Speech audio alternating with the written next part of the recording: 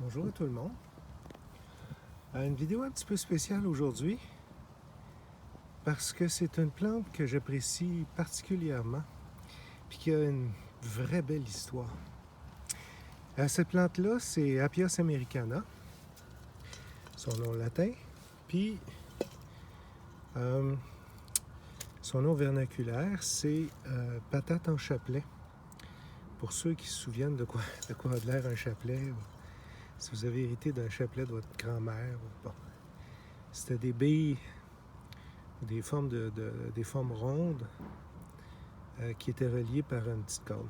Donc, ça fait penser un petit peu à un chapelet. Donc, Apios americana.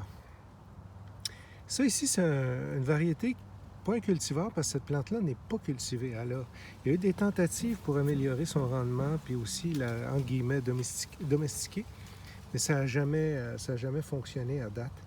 Parce que c'est une plante qui produit, mais sur plusieurs années. Heureusement, on n'a pas réussi à la foquer encore, puis à la modifier pour la, entre guillemets, domestiquer, là, faire des plus gros tubercules, puis qu'elle produise en un an, puis etc., etc. Donc, c'est une plante légumineuse, famille des pois, puis des fèves, puis bon. Fixe l'azote. Je ne sais pas si on voit. Souvent, on va voir des petites billes dans les radicelles, près des radicelles. C'est l'association des bactéries, des racines, puis ça réussit à fixer l'azote. Donc, plante fixatrice d'azote pour elle-même, évidemment. Si elle meurt, ben là, elle libère son azote. C'est une plante qui a été, puis j'ai lu sur le sujet, puis je trouve ça fascinant. C'est une plante qui a été distribuée en Amérique du Nord par nos Premières Nations. Je trouve ça, je suis en admiration avec cette relation-là entre une plante et des humains parce que les Premières Nations, plutôt que de traîner leur bouffe comme les descendants, comme les Européens font, mettons, là, comme moi, je suis un descendant d'Européens, ce qu'ils faisaient, c'est que, évidemment, ils se promenaient par les cours d'eau, comme on a vu à la petite école, puis en canot, puis c'était là, les voies navigables, c'était souvent une belle façon de franchir des grandes distances. Donc, où ils établissaient leur campement habituellement, ben, ils plantaient de l'Apios americana. Fait que peu importe quand ils revenaient, il y avait toujours de la bouffe. Parce que c'est une plante qui s'adapte à un paquet de sol, puis c'est une plante aussi qui va se répandre, puis si tu ne récoltes pas, il y en a juste plus l'année prochaine, puis l'année d'après, puis les tubercules vont juste être plus gros, plus on le laisse aller. Donc, les Premières Nations s'assuraient d'avoir toujours de la bouffe où ils arrêtaient. Fait que plutôt que de traîner toute leur bouffe, ben, il y avait la rivière, fait qu'il y avait des poissons dedans, puis il y avait des légumes. À part tout ce que le reste de la forêt leur donnait, puis des lisières de forêt leur donnaient comme petits fruits, etc., etc. Donc, si c'était pas en hiver, il y avait... on pouvait toujours aller récolter des tubercules. Puis, cette plante-là, elle a une particularité, c'est qu'elle est triploïde, donc cette variété-là, qui est à l'est du Mississippi, finalement. Donc, ça va là, de la Floride jusqu'à Rimouski, là, puis plus loin même en Gaspésie. Il y en a partout. Puis elle ne fait pas de graines, elle est triploïde. Donc, la seule façon de la propager, c'est en prenant un tubercule puis en allant le planter ailleurs. C'est comme ça. À un moment donné, ils pensaient que les tubercules, c'était une plante aquatique parce que c'était toujours proche des rivières puis Puis, pantoute, ça n'a rien à voir, ça pousse d'un champ, ça pousse n'importe où. La seule chose, c'est que ça ne peut pas se répandre autrement que par l'intervention de quelqu'un qui va prendre un tubercule puis qui va l'amener ailleurs, parce qu'elle ne fait pas de graines. Donc, c'est vraiment la raison pour laquelle elle s'est rendue jusqu'ici, en Amérique du Nord, jusqu'ici au Québec ou au Canada. C'est carrément parce que c'est les humains qui l'ont... C'est les Premières Nations qui l'ont transporté. Puis qui l'ont amené avec eux comme bouffe de transport, entre guillemets.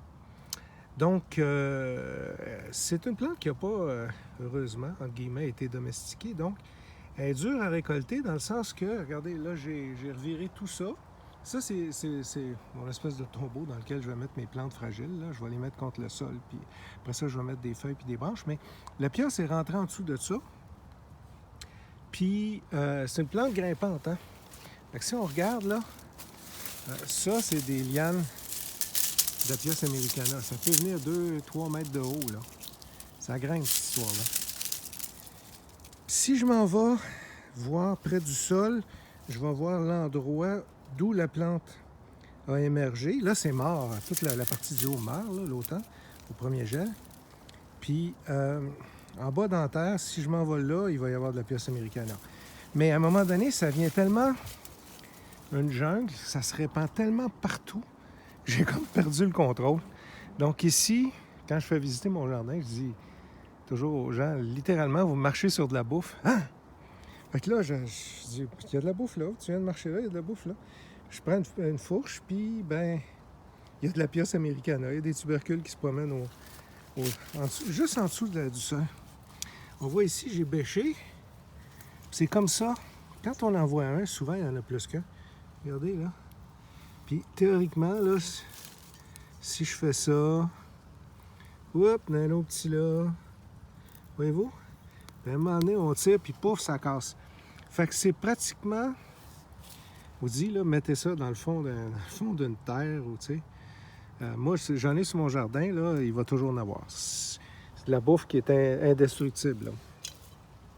Donc, avant d'en mettre, pensez-y bien comme il faut si vous avez un petit terrain de ville comme moi, parce que c'est fini, il va tout le temps en avoir. D'un côté, étant un peu rebelle, je suis bien content parce qu'il y a toujours de la bouffe chez nous. Fait que, moi, de la bouffe qui ne veut pas mourir et qui n'a pas de trouble, là, c'est quelque chose... Quand je trouve des légumes vivaces, pas tuables, il y en a qui disent « Ah, mettez pas d'Apios americana » ou « Mettez pas de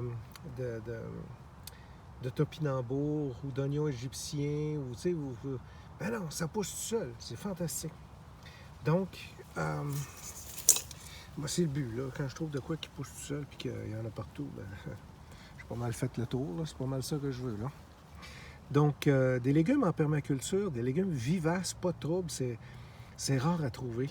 Parce qu'on a tout domestiqué, puis c'est compliqué parce que ce qu'on veut, c'est une patate grosse de même, tu sais, bon. Toujours standard pour faire des frites chez McDo, puis bon, c'est ce que l'industrie a développé. Ça, ils ont essayé, comme j'ai dit, les instituts de recherche ont essayé de travailler dessus pour avoir des tubercules plus... ça ne fit pas dans l'industrie moderne parce qu'il y en a des petits, trop petits pour manger. Rendu à cette grosseur-là, ça commence à avoir de l'allure parce que c'est pas trop de travail. Ça a été récolté l'an passé en passant. Fait que ça, c'est des tubercules d'1 an. Celui-là, je l'avais peut-être oublié, peut-être 2 ans. Mais ça peut venir gros comme une balle de baseball. Je n'ai trouvé des gros, là, une place que j'avais jamais récoltée ici. Puis là, ils sont plus fibreux, tu sais. Fait que ça, c'est une belle grosseur pour les manger. Ça va faire une belle purée. Ça goûte un peu comme les patates, même si c'est une légumineuse. C'est pas un solanacée, là, c'est une légumineuse. Donc, c'est pas la même famille, pas en toutes les patates, mais c'est une réserve d'énergie. Donc, il y a 3 fois, ce que j'ai lu dans la littérature, là, tu sais, 3 fois plus de protéines qu'une pomme de terre. Ça goûte un peu les pommes de terre. C'est... dans le fond, là, on fait juste les laver comme il faut. Après ça, moi, je les pèle pas. Je les fais cuire comme ça avec la peau. Puis je les coupe en deux. Quand ils sont cuites, là, on prend une fourchette, on perce, puis c'est moi dedans. Fait que, comme une patate. Puis après, je les fais sur le long de même, puis avec une petite cuillère, je vais manger l'intérieur. Ou carrément, si on veut faire une purée, on les vide comme ça, puis on se fait une purée. C'est sûr, c'est plus de travail qu'une pomme de terre mais pour ramasser puis faire cuire. Mais d'un autre côté, la bouffe est toujours là. Tandis qu'une pomme de terre, si j'en plante pas une année, il n'aura pas l'an prochain. Là. Tu sais, si j'en plante pas au printemps l'an prochain, j'en récolterai pas là, 3 mois après. Tandis que ça, je vais littéralement toujours en avoir. C'est un petit peu plus de trouble à récolter, à arranger. Tiens, il y en a un autre là. À récolter, à arranger, c'est un peu plus de trouble, mais il y a de la bouffe tout le temps, là. Fait que le travail, c'est de le récolter, puis après ça, de le préparer.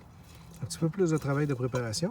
Mais si vous comptez qu'une patate, ben c'est du trouble en tabarouette, là. Il faut entreposer du tubercule, faut les planter, pas trop à l'humidité, parce que ça pourrit, puis ça prend un sol qui se draine bien, puis les patates, là, je veux dire, les pommes de terre. Puis après ça, il faut les buter parce que les patates, dès qu'il y a le soleil, ça vient vert, c'est plus comestible. Puis là, après ça, il faut les récolter, il faut les stocker. Moi, ici, la pièce Americana, quand j'en veux, là, je vais m'en chercher, j'en bouffe. Le reste, je le laisse dans la terre. Il y en a d'autres là. Le reste, là, je le laisse dans la terre. Puis il va venir plus gros. Je viens d'en pogner un. Tu sais, on tire ses racines, puis c'est la pioche qui vient. Là, t'sais. Fait que, oui, c'est plus de temps à préparer, puis c'est plus de temps à récolter, mais d'un autre côté, j'ai rien à faire le reste du temps. Tout ce que j'ai à faire, c'est quand je veux de la pioche, je vais en chercher, je le nettoie, puis je le mange. Fait que l'autre petite chose que je pourrais dire, c'est qu'on voit, ça n'a pas été domestiqué, évidemment, donc tu sais, c'est pas comme... Il n'y a pas de grosseur standard, là, tu sais. On choisit ce qu'on veut manger, puis on plante le reste. Fait que c'est pas vraiment compliqué. Ça, c'est une belle petite grosseur. Ça, c'est peut-être le plus gros que j'aime les manger, parce qu'après, ils vont venir plus fibreux. Les petits, je les mets de côté, je vais les replanter ailleurs. Puis si vous regardez, là, un petit dernier détail, regardez bien ça, je vais prendre un petit bulbe, là, puis je vais le briser. On va voir ce qui va se passer. La sève de ça, on le voit ici, là, la sève, c'est blanc. La sève, c'est un latex. Donc, quand on le nettoie, ça peut coller un petit peu les mains. Moi, ça ne me dérange pas, là. Ça peut coller un petit peu les doigts, puis les mains. Donc, il ne faut pas ranger ça dans... faut pas faire cuire ça dans de l'aluminium non plus, parce que ça va tout coller. Je ne sais même plus si ça existe des plats en aluminium, mais en tout cas. Dans de l'alu, c'est pas une bonne idée. Puis l'autre chose, ça va coller un petit peu les mains. Tiens, on le voit, le latex là, qui se... Fait que, tiens, ça, c'est du latex. Ça va coller un petit peu. Mais sinon, c'est bon. Là-dedans, il y a peut-être une trentaine que je vais manger. Le reste, les petits, je vais les replanter. Probablement quelque part au collectif 21. Mais loin, puis, tu sais, je vais m'assurer que ça... T'sais. En passant, je connais des endroits... Je peux vous dire, on envoie du latex ici. Je connais des endroits où c'est sûr qu'il y avait un campement amérindien, ou pas, je veux pas dire, pardon, un campement de Première Nation, de personnes de Première Nation, parce que c'est plein d'apios. Puis quand il y a de l'apios, ça veut dire qu'il y avait une présence humaine avant nous autres, parce que c'est pas c'est pas les Occidentaux qui ont déplacé ça, c'est vraiment les Premières Nations. Donc, merci beaucoup. Passez une belle journée, puis... Apios Americana, essayez ça. Avant d'en planter, pour être bien sûr, goûtez-y. Pour être bien sûr, parce qu'un coup, vous l'aurez planté, vous allez en avoir jusqu'à la fin des jours, c'est pas tuable. Donc, merci, bonne fin de journée.